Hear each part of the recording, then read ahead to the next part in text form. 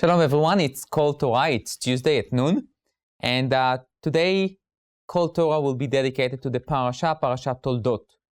And today I would like to talk about an educational error or educational mistake that was done probably by one of the most admirable biblical figures, Yitzchak and Rivka. And I really would like to share with you the thought of Rabbi Shimshon Hirsch about this specific verse that I will say in a minute. And we'll try to take what Rabbi Shimshon Hirsch says and try to really bring it home, really to try to bring the lesson to our own lives. The pasuk, the verse in the Torah says, "Vayigdelu hane'arim," and the lads, the youth, grew up. ויהי עשיו איש יודע ציד איש שדה, ויעקב איש תם יושב אוהלים, and Esav became a hunter, the man of the field.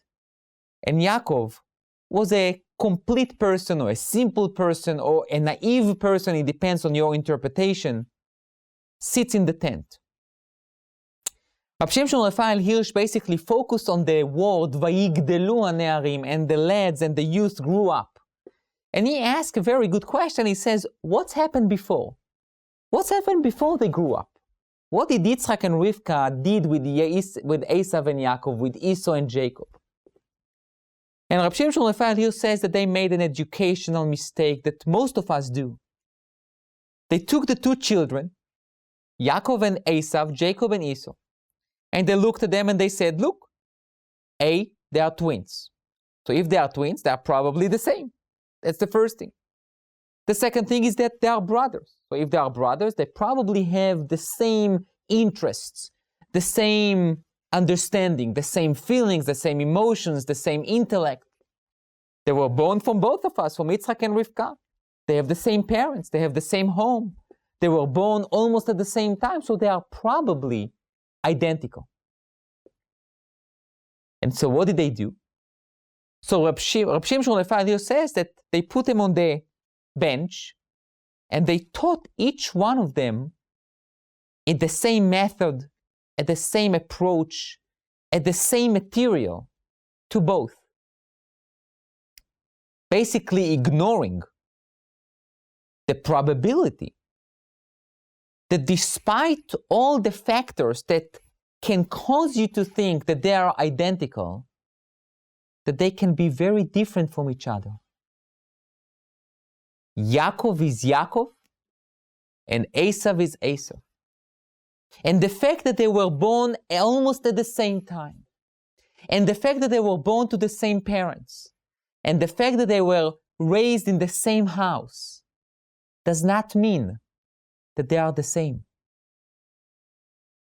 And as a result of this terrible educational mistake, says Reb Shimshon Hirsch, when they grew up and they became independent entities, you saw the divide.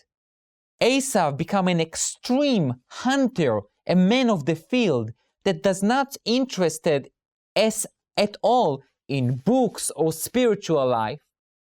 And you have Jacob, that his entire life is based on what? On his spiritual life, on books, and not at all involved with what we call the active world, the world of hunting, the world of field, the world of activism. Basically, the lesson that Rabbi Shimshon Hirsch is teaching us is that what Yitzchak and Rivka did, they created a huge mistake by thinking that the children are the same because they were raised in the same environment. Really, the lesson for us, and it's a tremendous lesson for us, is that the fact that we have children that were raised in the same home and have the same parents and went to the same school and to the same educational system, they will be the same. It's totally wrong. This approach, this educational approach, never proved itself, but rather, חנוך לנער על פי דרכו.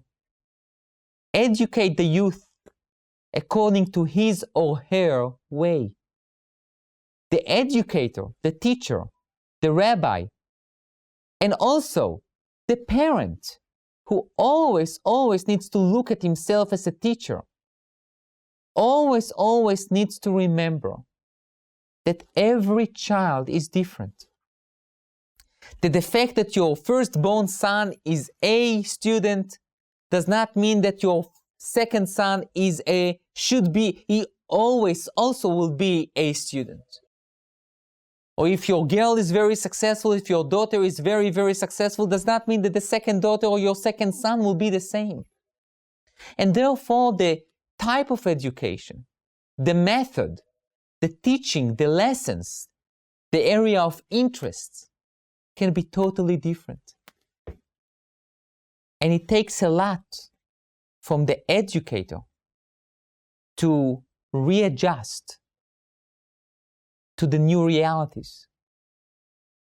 Just imagine if Yitzchak and Rivka would take Esau, will identify his good side and his bad sides, and work on the bad sides, and work on the bad attributes, the negative attributes, and try to refine them, and to teach him according to his way, and take Yaakov, and also in the curriculum, not only to teach him about Torah and spiritual life, but also to tell him, okay, this is the way you plow a field.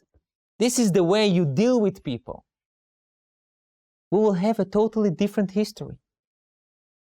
Maybe we'll even have a partnership between Esau and Jacob.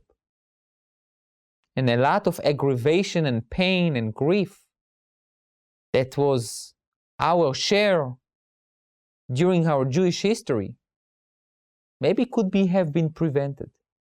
Who knows? But now when we know this lesson, now when we know that really every child is different and everyone requires the teacher to know him and to know his inner personality and to know who are you teaching, then I think there is hope for better education for everyone. So look at your children, look at your students, get to know them first, and then we can teach them. Thank you.